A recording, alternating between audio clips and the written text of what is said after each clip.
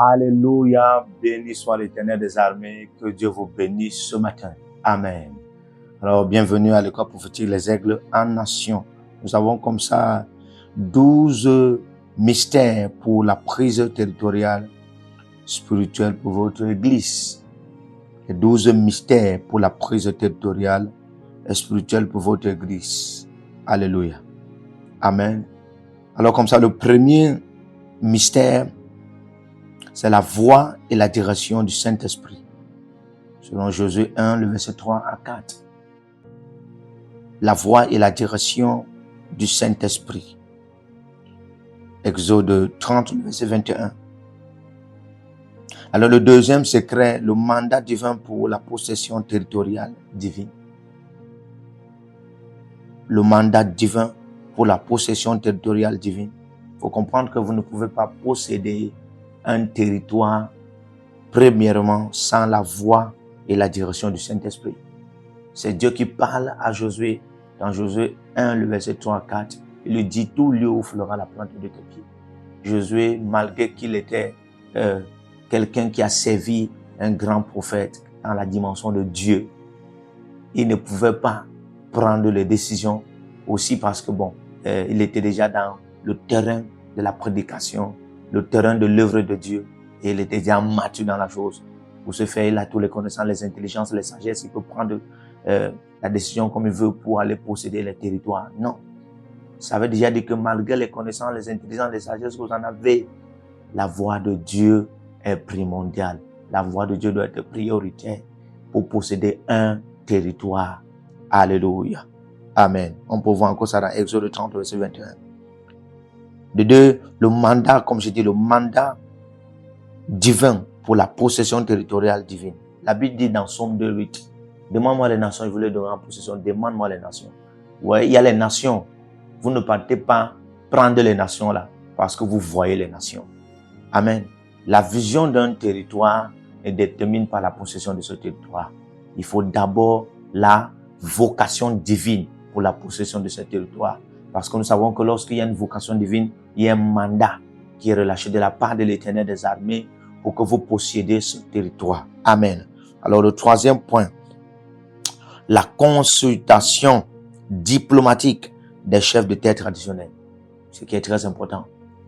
La consultation diplomatique des chefs de terre traditionnels. C'est-à-dire que vous voulez posséder un territoire pour votre église, ou pour commencer, ou pour établir votre ministère, ou votre église. Alléluia. Ou vous voulez en avoir une croissance spirituelle. Amen. Et une croissance spirituelle dans ce territoire pour un bon futur. Oui, pour un bon futur dans la gloire, dans l'excellence. Écoutez-moi. Vous avez d'abord besoin de ce troisième point qui est la consultation diplomatique des chefs des terres traditionnels. Il y a des gens que vous allez trouver dans le territoire. Frère, il y a des gens que vous allez trouver dans le territoire. Vous en avez besoin de leurs idées. Vous en avez besoin de leur consulter. Vous en avez besoin de leur support, leur soutien. Pourquoi? Parce qu'ils connaissent le territoire plus que vous. Ils sont des chefs de terre. Ils ont la capacité de parler à des ancêtres de ce territoire. Alléluia. Et vous n'allez pas dire que non, Dieu m'a dit, j'ai écouté la voix du Saint-Esprit, j'ai le mandat. Frère, même si tu as écouté la voix du Saint-Esprit et tu as le mandat, écoute-moi, Dieu sait que ces chefs de terre traditionnels sont là. Alléluia. C'est pourquoi malgré, quand Jésus est venu, vous voyez, il est né, et puis il est même devenu ce qu'il est devenu. Frère, la Bible dit dans Luc 4 qu'il est entré dans la synagogue et il a ouvert le rouleau. Ah oui, il y avait des écritures, il a commencé à lire ce qui était écrit de lui. L'Esprit du Seigneur sur moi, quand il a lu tout ça, il a eu la liberté de commencer directement. Selon lui, c'était déjà le temps de commencer. Parce que dès qu'il a lu ça, la Bible déclare qu'il s'est assis, le verset 20. Il s'est assis. Et il a dit, cette parole-ci est accomplie. Cette parole d'écriture est accomplie. Ok. Nous savons que cette parole d'écriture est accomplie, mais on se rend compte qu'en réalité, quand ils voulaient donc faire quelque chose, la Bible déclare que les chefs de terre qui étaient là, selon leur tradition, l'ont pris à côté pour le jeter à travers un creux. Il fallait le jeter comme ça, il fallait qu'il meure. Amen. Et là déjà, ça nous révèle la sagesse de faire avec des personnes qu'on trouve. Aussi, parfois, c'est très important. Alléluia. Parce que ce n'est pas, il faut comprendre, quand vous lisez Romains 13, la Bible déclare que les autorités doivent être respectées. Ce n'est pas que des autorités, c'est pas que des autorités chrétiennes, il y a aussi des autorités, il y a aussi des autorités traditionnelles. On les appelle les chefs de terre traditionnels. Cherchez, avant de commencer à les détruire, cherchez d'abord à en avoir de la paix avec eux. Amen. Alors le quatrième point. Là, le quatrième point ici, c'est la création d'une relation diplomatique. La création d'une relation diplomatique avec les autorités politiques territoriales. Amen. Cherchez à en avoir une relation diplomatique.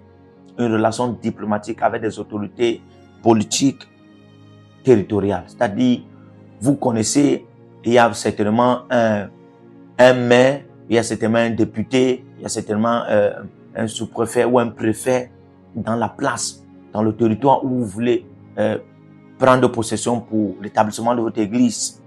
Vous devez d'abord, d'une manière ou d'une autre, créer une relation diplomatique avec cette autorité politique dans cette place. C'est très important. Ça, c'est un signe de respect. C'est un signe de respect et ça peut vous ouvrir des portes. Vous pouvez même être bien couvert dans ce lieu pour le fait que vous avez créé des relations. Alléluia. Pourquoi j'ai mis diplomatique ici? Parce que ce n'est pas tout que vous en avez, que vous allez donner à la personne. Et c'est comme toi, tu as la puissance de Dieu, tu as l'onction du Saint-Esprit, tu as la prophétie, et puis tu as la parole de Dieu. Ne pense pas que tout le monde va accepter ce que tu en as. Non. Mais tu dois aussi apprendre à faire avec ceux qui ne vont pas accepter ce que tu en as. Parce que toi, tu veux là où ils sont. Tu veux là où ils sont. Oui, Dieu t'envoie là-bas, mais il y a une manière d'aborder le lieu, il y a une manière de posséder le lieu en créant une relation avec une autorité politique de manière diplomatique dans le territoire. Alléluia. Vous devez comprendre une chose que il y a ce qu'on appelle la dimension, il y a ce qu'on appelle la dimension céleste et la dimension terrestre de ce territoire. Et l'autorité politique qui est là gère ce territoire ainsi. Il gère ce territoire ainsi.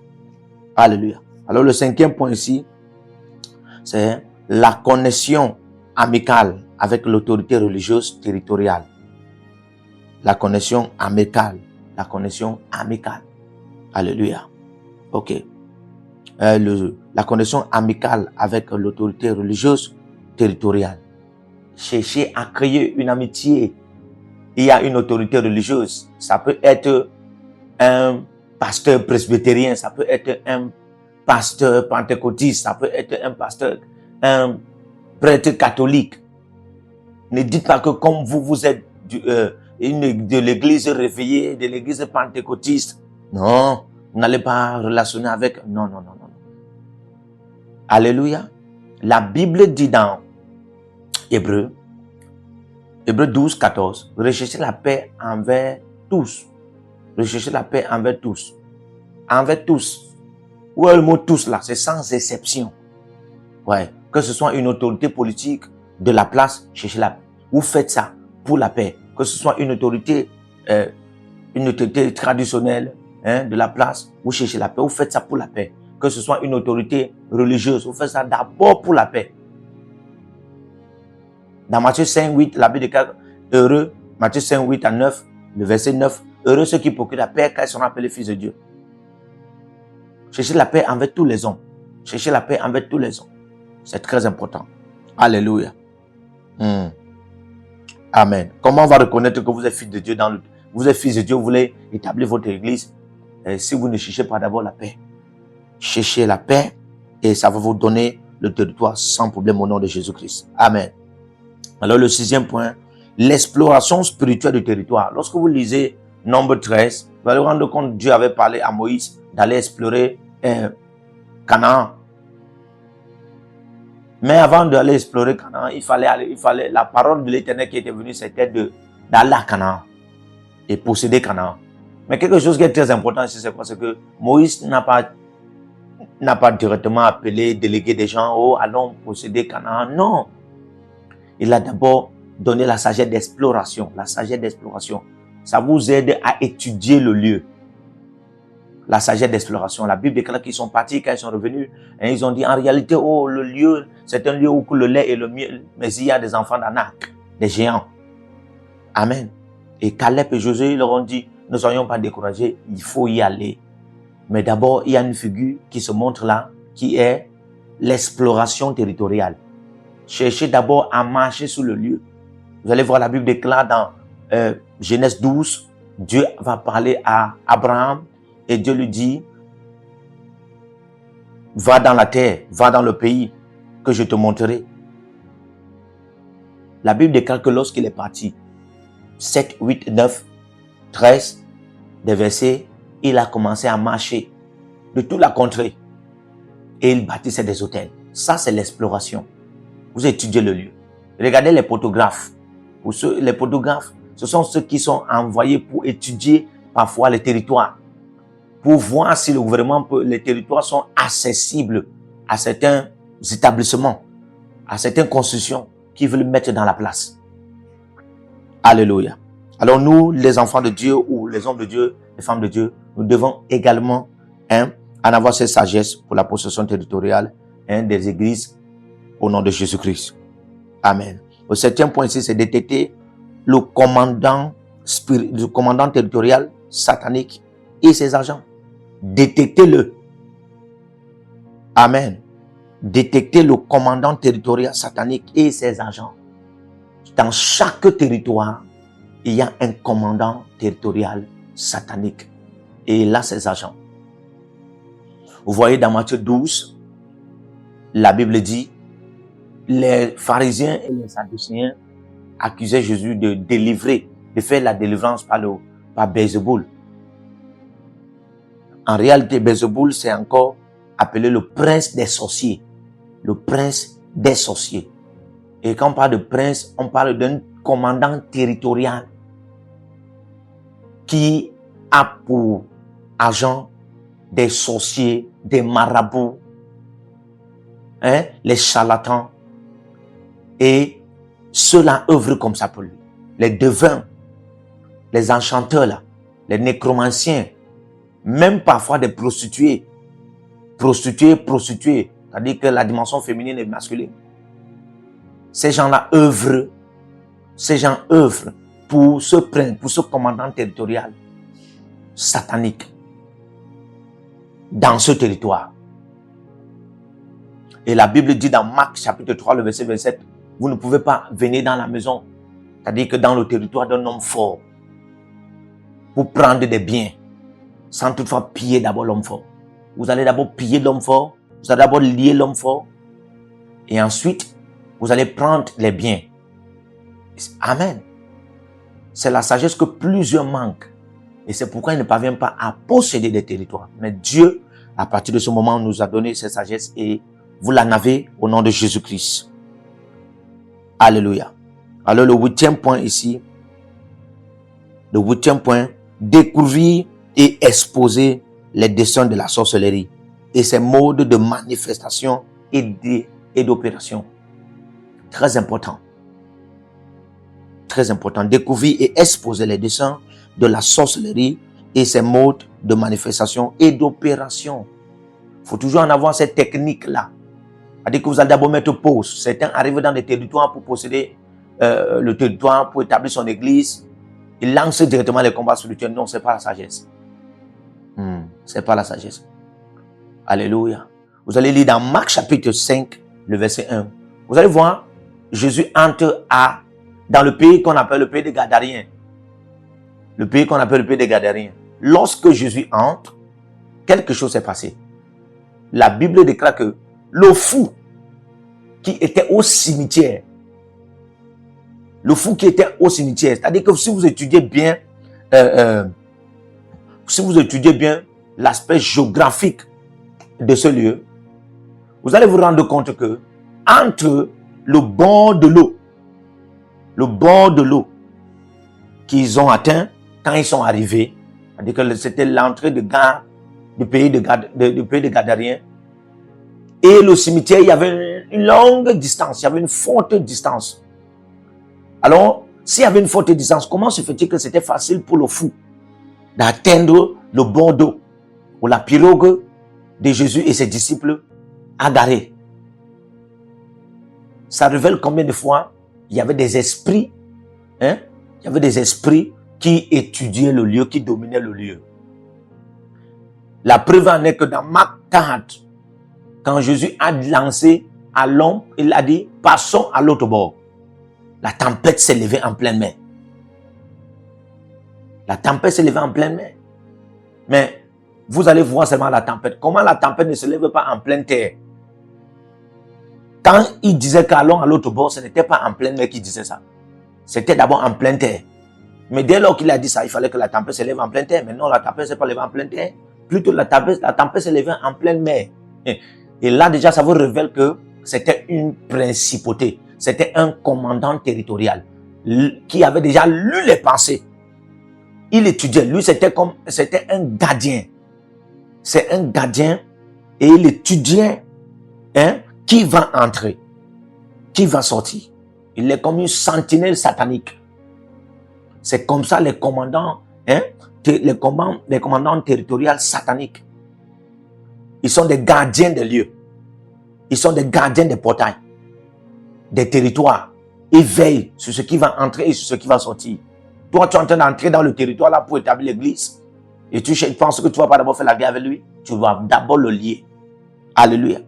Et Jésus a dû réprimander avant d'entrer profondément dans la ville. Il a fallu qu'il réprimande d'abord. Et il réprimande d'abord et il parvient à lier ce commandant territorial qui était. Souvenez-vous dans le verset 8 de Marc 5, lorsque Jésus est en train de délivrer ce garde, ce fou de garde, il a dit, qui es-tu? Et le commandant territorial répond, je suis légion, car nous sommes plusieurs. Vous voyez ça? Donc, un commandant territorial représente une légion. Découvrir et exposer les desseins de la sorcellerie et ses modes de manifestation et d'opération avant de lancer le combat spirituel. Amen. 9e point, l'établissement d'une équipe de nuit de prière dans ce lieu.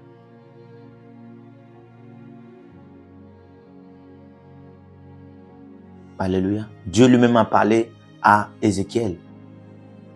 Dans Ézéchiel 3, le verset 19, il dit, vois, je t'établis comme sentinelle pour la maison d'Israël.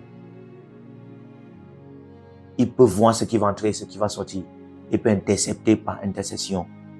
C'est la sagesse qu'il nous faut aussi quand vous possédez des territoires pour l'église.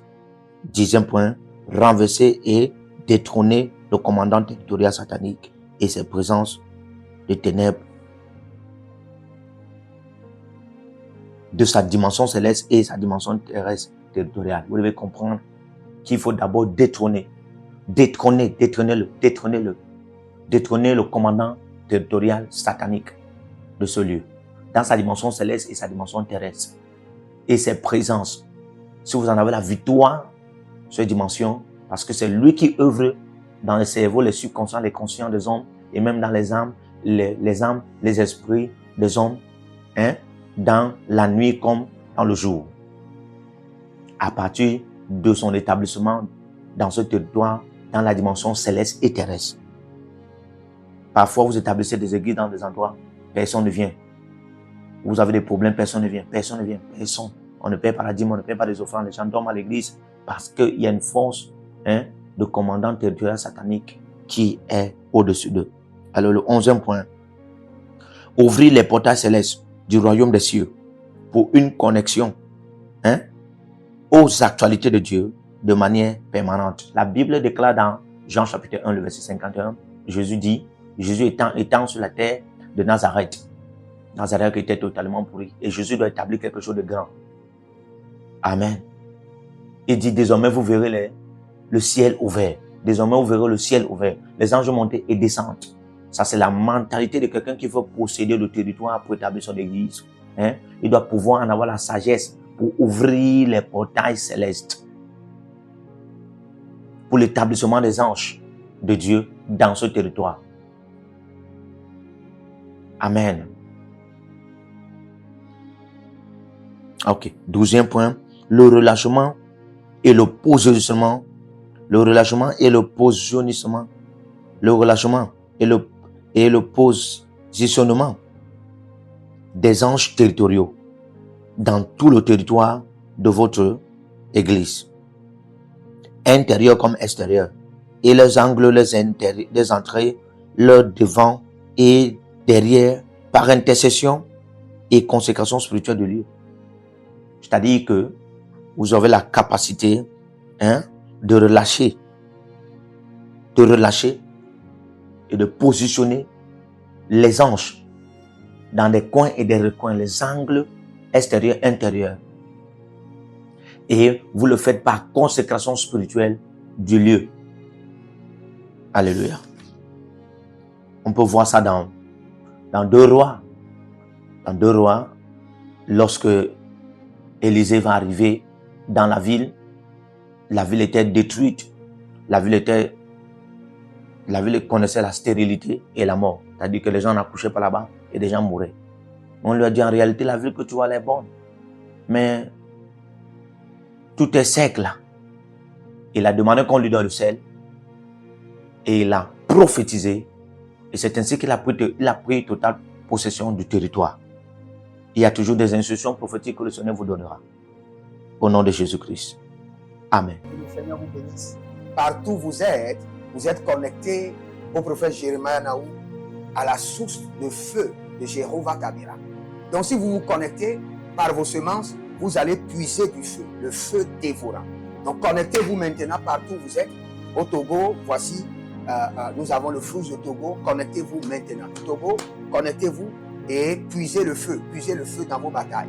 Vous êtes en Côte d'Ivoire, connectez-vous maintenant par MTN et libérez votre semence par Wave sur Flows ou comme sur MTN et puisez le feu dévorant du Saint-Esprit dans vos batailles.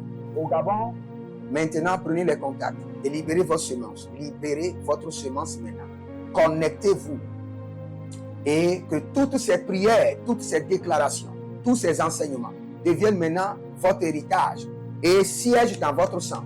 Siège dans votre sang et devient l'héritage de vos enfants.